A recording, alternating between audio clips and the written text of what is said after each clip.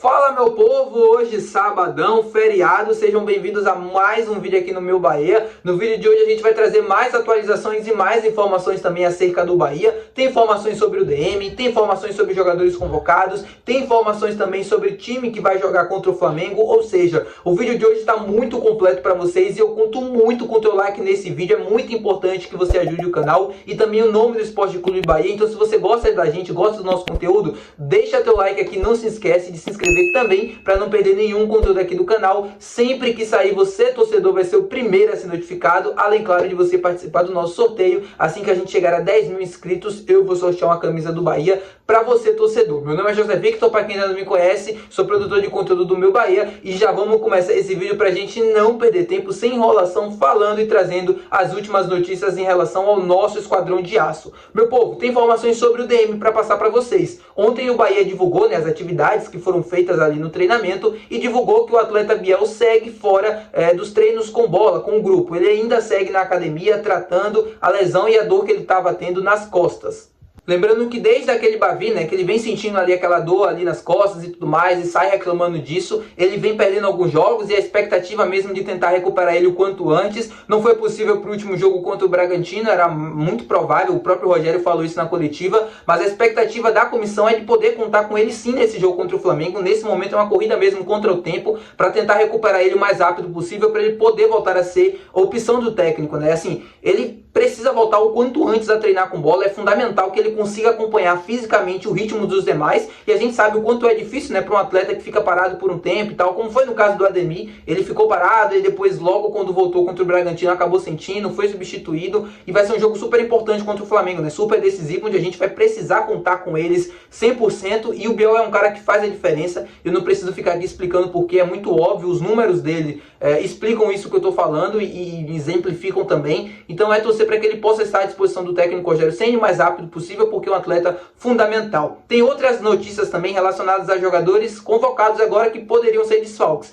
Eu expliquei para vocês, quando a gente estava falando sobre a convocação do Santiago Arias e do Luciano Rodrigues, que esses atletas não tinham a expectativa de ter muitos minutos em campo. Por conta disso, não preocupavam tanto assim por ser desfalques. Pois bem, ontem a gente já teve jogo da Colômbia e jogo da seleção uruguaia também. Sobre a seleção colombiana, aconteceu uma coisa inusitada para mim, né? O Santiago Arias foi convocado, mas ele foi cortado da relação do jogo contra o Peru. Ou seja, eles convocaram e não utilizaram o jogador nem no banco de reservas. É aí que eu lanço a pergunta: para que convocar o atleta se você não vai nem pretender utilizar ele dentro do banco de reservas? Ah, mas a gente não queria levar mais uma opção defensiva. Então para que convoca, cara? É tirar o cara, perder 2 semanas de treinamento com o clube, um jogo tão decisivo, tão importante contra o Flamengo. Eu não gosto de data FIFA, assim, detesto data FIFA. Primeiro porque você quebra o ritmo. Nesse caso do Bahia é bom porque você tem um período de treinamento para ajustar antes de um jogo decisivo e tal. Mas você quebra totalmente o ritmo, cara, e convoca um cara para não utilizar. Santiago Arias ontem não foi nem pro banco de reservas. Eu expliquei para vocês que ele não era o titular, né? O titular era o Munhoz, do Crystal Palace, se eu não me engano. O último clube dele, pelo menos, era o Crystal Palace. Não acompanhei se ele se transferiu ou não. Mas o Santiago Arias nem no banco de reservas conseguiu ir. Então, assim,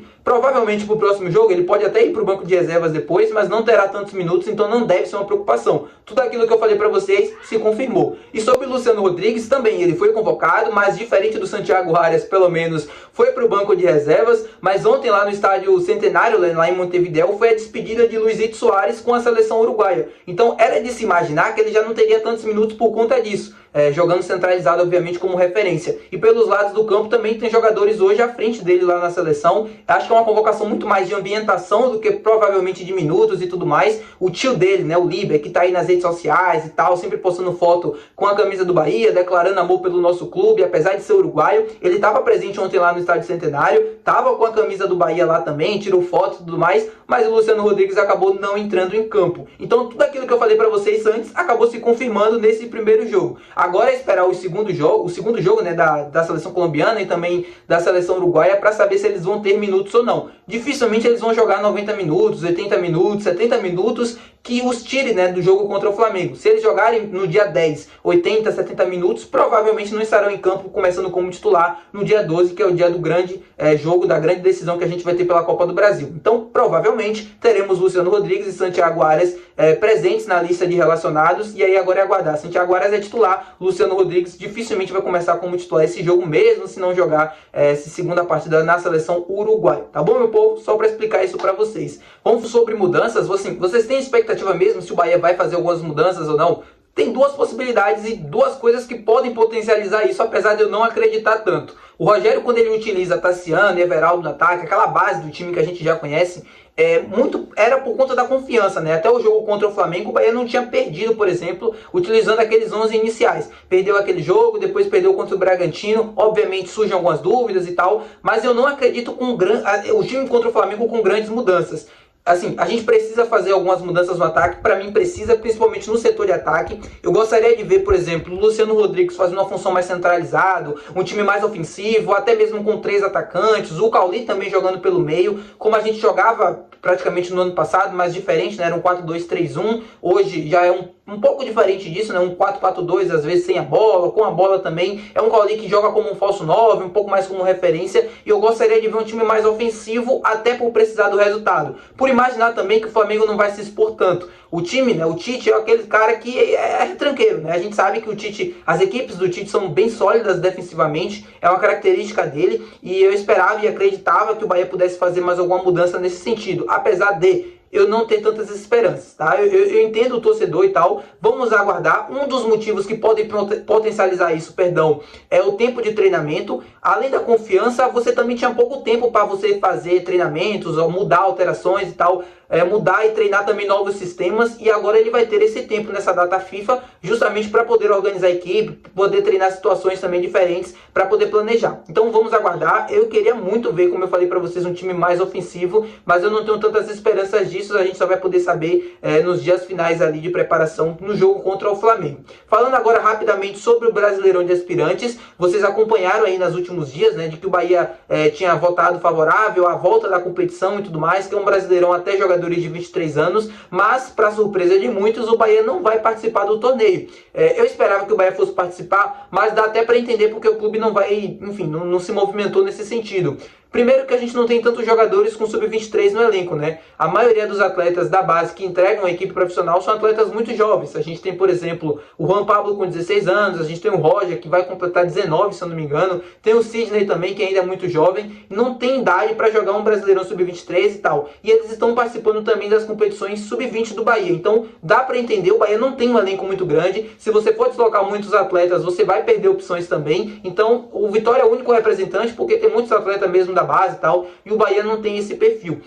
Poderia ser uma oportunidade, por exemplo, para você ou até emprestar atletas, ou até mesmo oportunizar, como é o caso do Gabriel Souza, goleiro de 20 anos, que chegou do Portimonense de Portugal, passou por um período lá, e aí desde que voltou, ele vem treinando com a equipe normalmente, mas ele não é relacionado, né, por conta do limite ali no banco de reservas. Então, era uma boa oportunidade para ele, uma boa oportunidade para o Adriel também, goleiro que desde que chegou do Grêmio nunca foi titular do Bahia, para ele poder se desenvolver, mostrar a minutagem e tal.